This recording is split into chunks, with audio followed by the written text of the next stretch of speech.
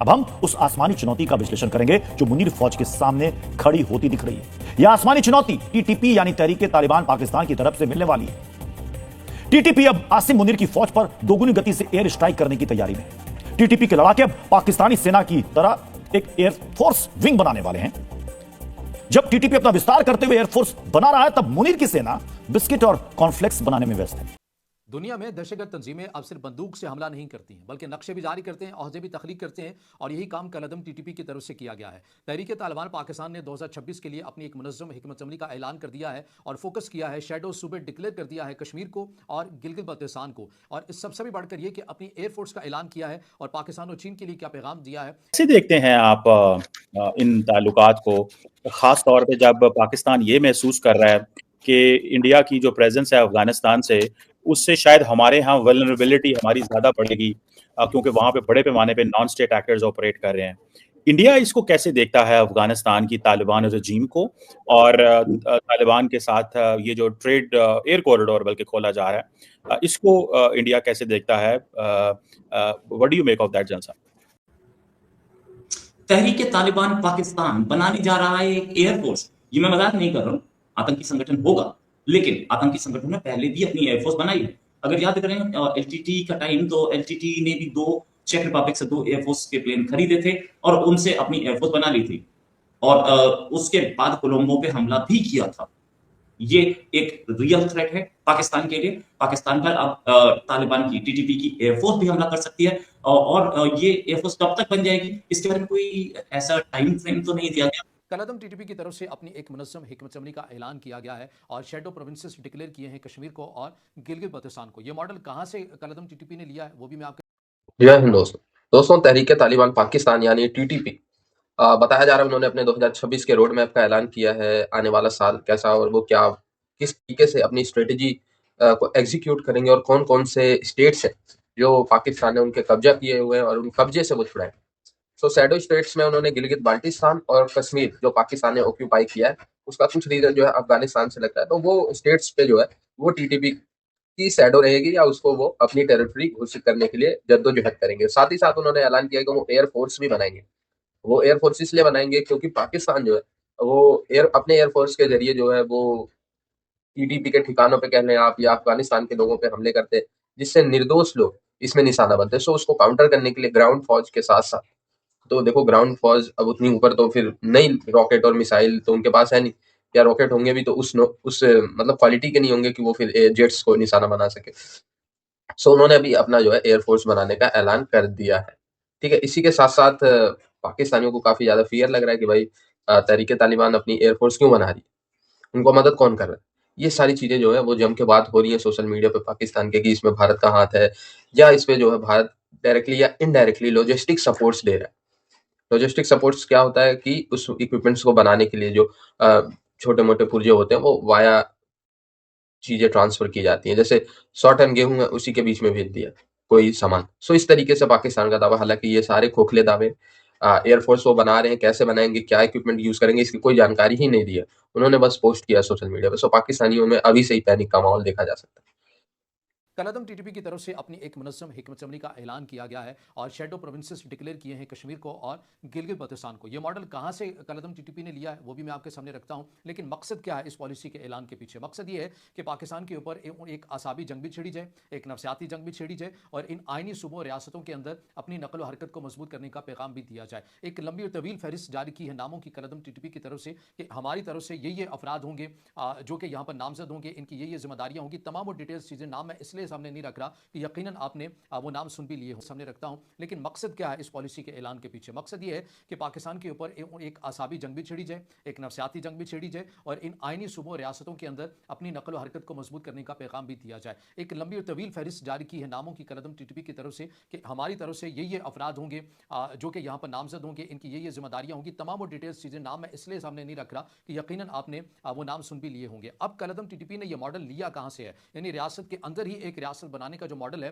ये कहां से सीखा है कलअदम टीटीपी ने? ये सीखा है अफगान तालिबान से। अफगान तालिबान के भी अगर आप पैटर्न देखें तो जब गैर मुल्की अफवाज अफगानिस्तान के अंदर मौजूद थी तो बिलखसूस 2015 के बाद से ऑनवर्ड उन्होंने यही मॉडल अपनाया। बहुत तेजी के साथ तमाम सूबों के अंदर उन्होंने अपने शैडो गवर्नर्स डिक्लेयर किए, उनकी जिम्मेदारियों का ऐलान किया कि आपकी ये जिम्मेदारियां होंगी, और जहां देखें कि गैर मुल्की अफवाज की कहीं कमजोरी नजर आती है या हुकूमत की कमजोरी नजर आती है, वहां पर आपने उस कमजोरी का भरपूर फायदा उठाना है, अपनी अदालतें बनानी है, अपना एक माशी निजाम बनाना है और टैक्स इकट्ठा करने का भी एक मजबूत किस्म का निजाम बनाना है। और अब यही जो मॉडल है वो कलअदम टीटीपी की तरफ से लिया गया है, और इस बार जो फोकस है वो कश्मीर को और गिलगित बल्तिस्तान को कर लिया गया है। इससे पहले आपको पता है कि बलूचिस्तान में और खैबर पख्तूनख्वा के अंदर ये जो तंजीमें हैं ये तो दहशतगर्दाना कार्रवाइयां कर ही रही हैं, और कलअदम टीटीपी और कलअदम बीएलए का इत्तेहाद भी किसी से छुपा ढका नहीं है। लेकिन असल मसला अब ये दरपेश आ रहा है कि कलअदम टीटीपी और कलअदम बीएलए जिनके हैंडलर हैं या जिनके रिपोर्ट बने हुए हैं वो उनसे ये कह रहे हैं कि हम आपको इतना पैसा देते हैं, इतने वसाइल देते हैं, मगर उसके बावजूद भी आप पाकिस्तान को रोक नहीं पा रहे। बैनुल-अक़वामी जो सरमायाकारी आनी है आप उन प्रोजेक्ट्स को नाकाम नहीं कर रहे।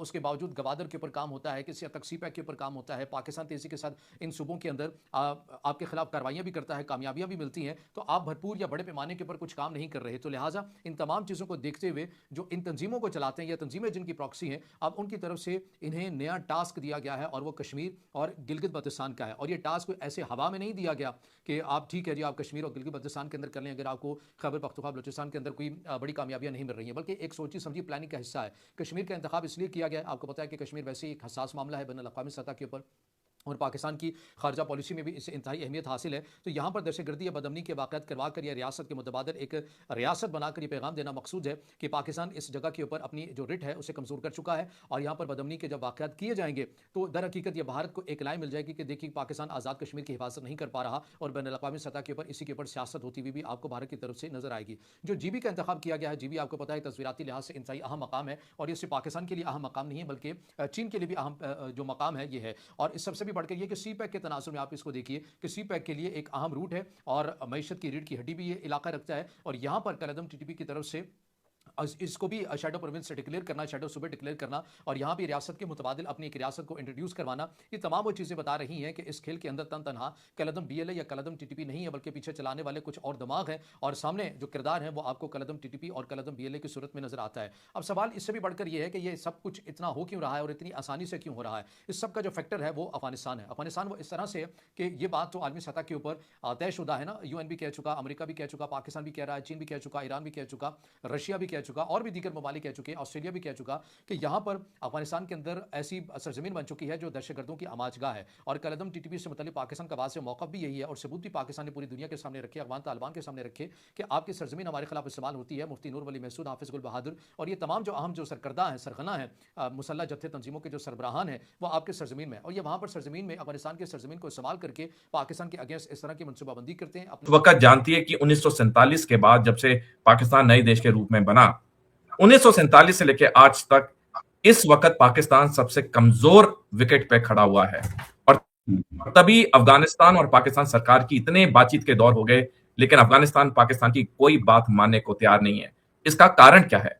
कारण यह है कि अफगानिस्तान को अब दिख रहा है कि खैबर पख्तूनख्वा को वो अपने देश में विलय कर सकता है। डूरेंट लाइन जो उसने 1893 से कभी नहीं मान्यता दी है, अब उसे अपना ये लंबा सपना साकार होते हुए दिख रहा है, और इस सपने को साकार करने के लिए अहम भूमिका निभा रहा है तहरीक तालिबान पाकिस्तान। तो तहरीक तालिबान पाकिस्तान ने जो परसों अपना 2026 के लिए नया प्लान जारी किया, उसमें दो मुख्य चीजें, एक कि वो वायुसेना बनाएगा 2026 में, दूसरा 2 नए उसने डिविजन्स या प्रांत खोले हैं पाकिस्तानी सेना के खिलाफ मोर्चे के लिए, एक बलूचिस्तान में, एक सेंट्रल पाकिस्तान में। हम मुद्दे पे आते हैं वायुसेना पे। हालांकि ये जो दस्तावेज सार्वजनिक किया है टीटीपी ने परसों, उसमें जो इनिशियली लिखा है कि वो ड्रोन्स और ऑटोनोमस एरियल व्हीकल्स को खरीदेंगे और पाकिस्तानी सेना के खिलाफ इस्तेमाल करेंगे। इस वक्त लड़ाकू विमानों की बात नहीं की है, लेकिन हम ये भी जानते हैं कि जो ऐसे संगठन होते हैं कभी अपनी पूरी मंशा पब्लिक के सामने नहीं रखते हैं, कुछ रखते हैं, अधिकतम छुपाते हैं। और ये जो ये पूरी डिटेल्स बताई नहीं गई हैं, डेफिनेटली तहरीक तालिबान पाकिस्तान थोड़े समय में लड़ाकू विमान प्राप्त करने की पूरी कोशिश करेगा, और उससे पूरा समर्थन, जैसे मैंने कहा, अफगानिस्तान की तालिबान सरकार देगी। जहां तक मुसीबत की बात है पाकिस्तान के लिए, मुसीबत तो पाकिस्तान के लिए 2022 में ही शुरू हो गई थी, जब तहरीक तालिबान ने युद्ध विराम की घोषणा को खत्म किया, और तब से ताबड़तोड़ ऐसे हमले किए कि 2024 का जो साल है, जो पिछला साल है, वो पाकिस्तान के इतिहास में सबसे वायलेंट या खूंखार साल है, क्योंकि उस साल 20,000 से ज्यादा पाकिस्तानी सेना के कर्मचारी और उसके नागरिक मरे। और अभी 2025 के आंकड़े आने हैं और हमें पता है 2025 में कितने बड़े बड़े हमले किए गए हैं तरीके तालिबान पाकिस्तान में। मेरे कहने का मतलब पाकिस्तान के लिए ये जो संकट की घड़ी है ये कहीं थमती हुई नहीं दिख रही है, बल्कि 2026 में ये और आक्रामक होगी, पाकिस्तान के लिए और दिक्कतें होंगी और तहरीके तालिबान पाकिस्तान एक बार अपनी वायुसेना बना लेगा, बेशक ड्रोन से शुरुआत करे, लेकिन पाकिस्तानी सेना को और पराजय देगा। अब तक तो तहरीके तालिबान पाकिस्तान पूरी तरह से सफल रहा है, उसको पाकिस्तानी सेना मिटा नहीं पाई है। राइट, पाकिस्तानी सेना मिटा नहीं पाई। पाकिस्तानी सेना को बड़ी कैजुअलिटीज देता है टीटीपी। अगर ड्रोन